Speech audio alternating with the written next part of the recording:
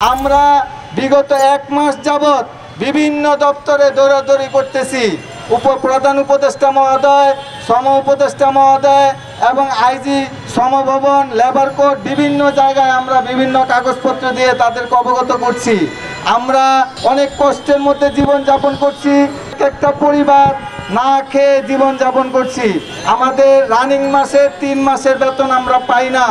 বিগত আরও 17-18 মাসের বেতন তো রয়ে গেছে।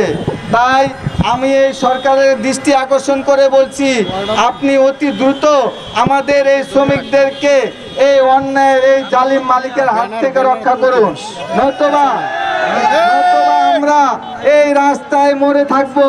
আমার কথা হচ্ছে, আমরা রাস্তায় মরে থাকাই ভালো। কারণ বাড়িতে গেলে আমাদের বাসা ভাড়া, আমাদের দোকান ভাড়া, আমরা যে ধার দেনা করে চলেছি এতদিন, তাদের অপমান অপর্যস্ত আমরা সহ্য করতে পারি না।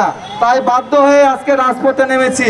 ভাই, আপনারা সবাই এখানে যারা প্রশাসনের লোক আছেন, সরকারি দলের লোক আছেন, তাদের কাছে অনুরোধ, আমাদের যে সমস্যাগুলা আপনারা দ্রুত সমাধান করে দেন। প্রয়োজন বোধে আমাদের মালিককে ধরে এনে এই বসে আমাদের যে সমস্যাগুলো আছে সমাধান করে দেন। আমাদের 12.5 মাসের বেতন চুক্তিবদ্ধ হয় 4 কিস্তিতে দেওয়ার জন্য।